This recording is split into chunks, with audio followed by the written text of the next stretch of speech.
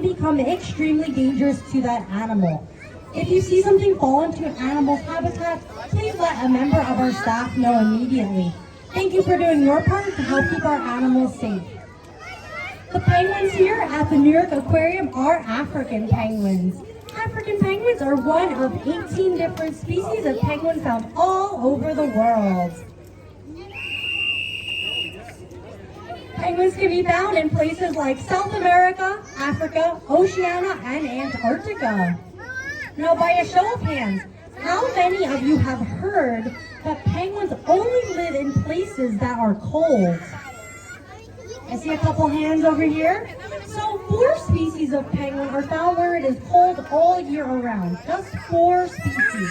However, most species of penguin are found where it is warm or even hot during certain parts of the year. And all penguins live near or below the equator. Since these are African penguins, they're primarily found in South Africa where it is warm or even hot during parts of the year. So that is one of the reasons why we're able to allow them to live outdoors here at Sea Cliffs all year around. In fact, a little joke we have is that it can occasionally become too cold for our birds during the winter time. Penguin statue Gertrude, that is made entirely out of ocean trash. And we have 16 of them scattered around the New York Aquarium. 16. So if you'd like to learn a little bit more about the Wash to Shore program and all their efforts to reduce ocean plastic and garbage, please, you can look at all of the signage around there and learn a little bit more about what each and every statue means and all the work that went into it. But what are some things that you or I could do to help our African penguins? We could start small. We can use a reusable bag or reusable water bottle instead of a single-use plastic water bottle or bag. You could do simple things like shutting off a light in a room when you aren't using it. And since we live in New York City, doing things like taking public transportation or carpooling go a long way. Once again, my name is Rachel. I'm going to stick around to answer any remaining questions, and I hope you have a great Friday at the New York Aquarium. Thank you.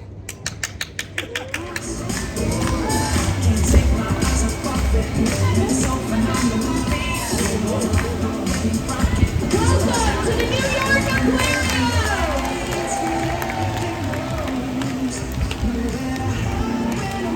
Hola, привет, merhaba, shalom, ni hao, and hello. My name is Jessie, and it is my great pleasure to welcome you to the only aquarium in the greatest city in the world, New York City!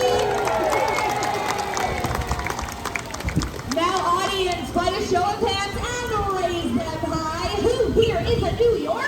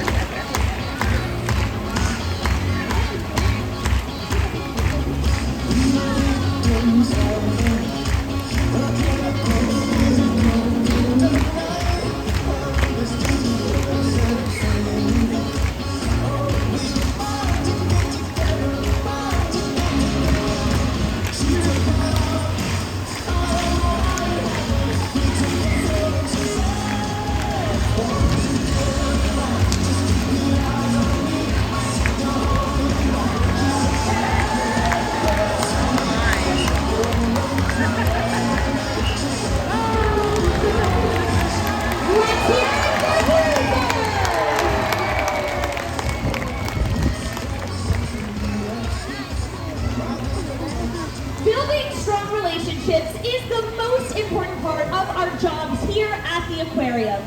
Catherine and Bruiser have been working together for years, and it's clear the trust between these two is strong. Hey Catherine, what's it like being a trainer? As trainers, we dedicate our lives to caring for these individual animals. One of our sea lions, our very large male in the back, his name is Clyde. He does have some numbers on his back. That is what is known as a cold brand. Clyde is one of our rescued animals. That means that he was born in the wild. He was actually found in Bonneville Dam off the state of Washington, where he was preying on an endangered species of salmon. So the government's first course of action was to try to relocate him. They moved him down south, but we found him his way back up to Washington. They marked him to identify him. They tried to move him again. Again, it did not take, and at that point, he had to be removed from the wild because he was preying on this endangered species of fish. So at that point, we were able to take him in, but he does have that mark permanently. However, I do think he got the better end of the deal because now he gets all the fish he wants and he does not have to hunt for it. He also does not have to deal with pollution or predators. Here at the aquarium, half of our sea lions are rescues. Another rescue sea lion we have in this tank is a female named Halftime. If you look at the female sea lion's whiskers, you might notice one with shorter whiskers. That one is Halftime. You would also be able to tell which one it is by the way that she speaks. Her voice is a bit higher pitched than the other females. So she is another rescue. She was found during the halftime of the Super Bowl in a crowded bar. That is how she got her name. Now I mentioned those whiskers. The technical term for them is vibrissae or vibrissae, you might heard it pronounced. Either pronunciation are accepted. These are a very thick organ. They're a kind of whisker. They're about as thick as a dry spaghetti noodle, and it is actually their main way of sensing their prey underwater. Their vibrissae are extremely sensitive and can sense the movements of an object as small as up to half a minute after it has already swam away. So this is how they are able to hunt in the water. They do have extremely good eyesight, but it is those vibrissae that actually enables them to be such effective hunters in the wild. Now, just like our sea lions also get the same mixture of capelin, herring, and squid.